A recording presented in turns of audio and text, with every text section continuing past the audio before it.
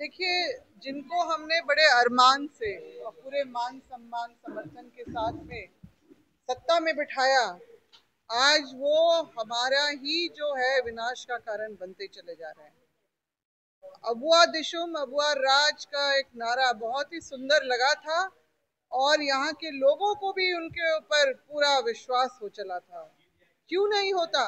जिनके बुरे समय में जब ईडी ने उनको जेल में डाला था, उनका परिवार दुखी था, तो यही आदिवासी समाज जो है बार बार सड़क पे उतरा। और सरुल में जब आचार संहिता लगा था तो हमारे युवाओं ने जो जेल का ताला टूटेगा, हेमंत सोरेन छूटेगा का जो प्लेकार्ड, जो नारे लगाए, उनको उनके ऊपर केस तक हुआ। मगर फिर भी लोगों ने जो है लोकतंत्र का जो पर्व है जबरदस्त तरीके से मना के अपने सपनों को आकार देने की कोशिश की।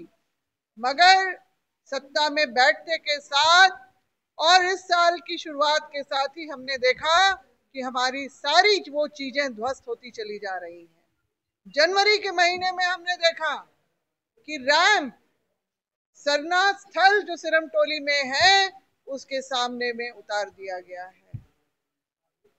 डीपीआर एक बार बना था कनेक्टिंग फ्लाईओवर का, कनेक्टिंग फ्लाईओवर के बारे में पेपर में भी छपा था और एक सामान्य ज्ञान के अंतर्गत जो है लोगों को यही समझ में आता है कि जो एक जगह से दूसरी जगह को कनेक्ट करे और जो शहर जिसका डेमोग्राफी आज हम देख रहे हैं और जो ट्रैफिक इतना बढ़ा हुआ है राजधानी का, तो जो ये योजना का सबने स्वागत किया। मगर हम क्या देखते हैं कि वही कनेक्टिंग फ्लाईओवर डिस्कनेक्ट कर दिया जाता है रैंप के माध्यम से, जिसका आज तक कोई औचित्य समझ में नहीं आता है। आज तक जो है मुंडा चौक, जो सिरमटोली चौक है, वहां पर जो जाम में लोग आए दिन, मतलब दिन में कितनी बार फंसते। ये षड्यंत्र हमारे आदिवासी समाज के खिलाफ में जो रचा गया 1994 में आरएसएस के हेडक्वार्टर में, ये उसी का परिणाम है।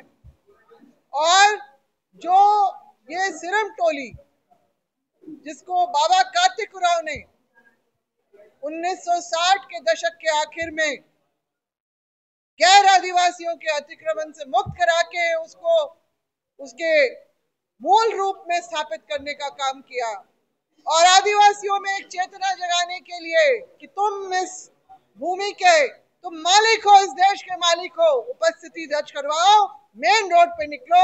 जुलूस तो निकला, अब लाखों की जो शोभा यात्रा निकलती है, हमारे उसी सरुल शोभा यात्रा को 2022 में 5वां स्थान मिलता है और जो कनेक्टिंग फ्लाईओवर उसी के बाद से रैंप के माध्यम से डिस्कनेक्ट हो जाता है।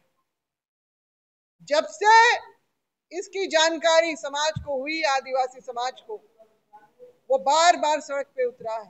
पहले हमने ज्ञापन दिया मुख्यमंत्री को, उनसे हमने आग्रह किया कि कृपया करके आप आइए, स्थल निरीक्षण कीजिए और देखिए कि किस तरह से अतिक्रमण हुआ है 2024 में और क्या परेशानियां हो सकती है, आप सामने से ही समझ सकते हैं। मगर समय दीजिए, करेंगे करेंगे करके उन्होंने बहुत हमें दिलासा दिया, झूठा आश्वासन दिया और इसीलिए आदिवासी समाज जो है बार बार अपनी बातों के तरफ अपना ध्यान आकृष्ट करने के लिए चरणबद्ध तरीके से आंदोलन किया, मगर दूसरी ही दिशा में सब कुछ करने लगा। एक तरफ से लोग बोलते हैं कि मुख्यमंत्री करना चाहते हैं, दूसरी तरफ से जो है जो मांग उठा रहे हैं, जो अपनी अस्मिता पहचान की जो को सुरक्षित करने की गुहार लगा रहे हैं, ध्यान आकर्षित कर रहे हैं, उनको भाजपा का एजेंट बताया जा रहा है। मतलब ये ऐसा गंदा खेल कर दिया गया, मगर फिर भी हम रुके नहीं, हम झुके नहीं और लगातार हमने अपना आंदोलन किया। सरकार जो बनाती है लोकतंत्र में, लोकमत से ही बनता है। सरकार जो भी बनती है, इस बात को सरकार को भूलना नहीं चाहिए। सरकार तभी बनी जब उन्होंने वायदे किए थे 2019 में लैंड बैंक को निरस्त करने का। क्या वो हुआ? क्या जेपीएससी के रिजल्ट को भी खारिज करके उसको नए तरीके से नहीं हुआ, बल्कि वो जेपीएससी का ही पुराना रिजल्ट तमाम विरोधों के बाद भी उसको लागू किया गया, जिससे कई हमारे जो है यहाँ के राज्य के युवाओं की जो भविष्य को उन्होंने जो ठोकर मारी, ये इसको भूला नहीं है राज्य। लोकप्रिय से तानाशाह हुई सरकार को हम लड़ेंगे और भिड़ेंगे। सरकार, जनता की ताकत कोई सरकार नहीं टिक सकती है। वो अपना चला ले जो डंडा चलाना है, चाहे तो गोली भी चला ले, मगर ये बंद जो है हमारी पहचान, अस्मिता, हमारे संवैधानिक अधिकारों को लेके है।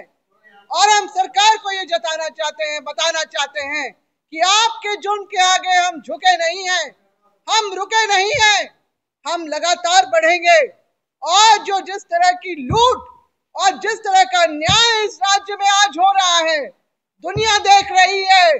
आपने इस राज्य को बदनाम किया है, हमारे इतिहास को बदनाम किया है, हमारे पूर्वजों के कुर्बानों को बदनाम किया है।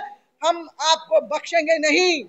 आज जनता अपने सरना स्थल को बचाने के लिए आंदोलनरत है जगह जगह।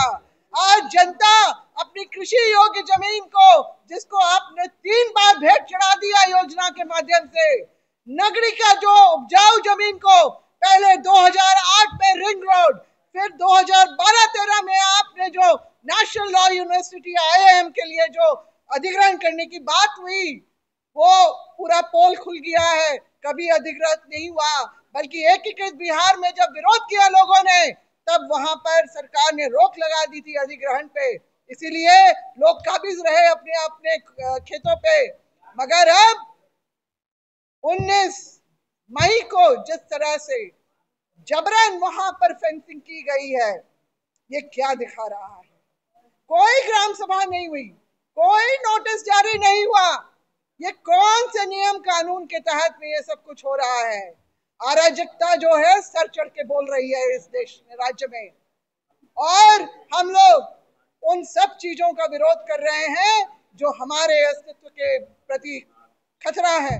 और इसीलिए हमने 27 तारीख को जो राजभवन के सामने धरना प्रदर्शन 1 दिवसीय किया, सरकार की उन सब सारे जो आपके शराब नीति, कुछ अच्छा तो नहीं कर सकते हैं, आदिवासियों को बर्बाद करने के लिए टीएसी में निर्णय लेके घोषणा करते हैं कि अब आदिवासी गांव में अंग्रेजी शराब के ठेके खोले जाएंगे, लाइसेंसी दुकानें खोली जाएंगी, ग्राम सभा से सहमति ली जाएगी। अरे ग्रामीण क्षेत्रों में कहाँ कभी भी, अब तो कितनी योजनाएं चली आती है, कभी ग्राम सभा नहीं बैठती है, कोई इस तरह का पारित नहीं होता है। नगरी इसका ज्वलंत उदाहरण है। आपका लोहरदगा का अभी बता रही थी, वहां पर भी वन भूमि पर 200 एकड़ से ज्यादा की जो भूमि का जो हम अधिग्रहण नहीं बोलेंगे, सरकारी अतिक्रमण है वो। और इस तरह से इस पूरे राज्य को, हमारी अपनी प्राकृतिक संपदा को भी जो तहस नहस करने का काम जो ये कर रही है, ये हम विरोध कर रहे हैं। और इसीलिए जो हमने अपना पहले से ही जो ये हमारा निर्णय था, और हमने 2-2.5 हफ्ते पहले ही जो धरना प्रदर्शन और संपूर्ण झारखंड बंदी का जो ऐलान किया था, इसमें ये शराब नीति और पैसा कानून और ये जो लैंड बैंक का जो है, ये सारा जो है उसके विरोध में हम हैं। हम आह्वान करते हैं जनता से कि ये लड़ाई हम सब एक एक व्यक्ति की है, एक एक व्यक्ति की लड़ाई है। आज अगर हम इसमें अपनी भागीदारी हमने नहीं निभाई, तो ये जतरा, ये सरना, ये अखड़ा, ये गावा देवती, हमारा मसना सब लील जाएगी ये सरकार अपने योजना के माध्यम से।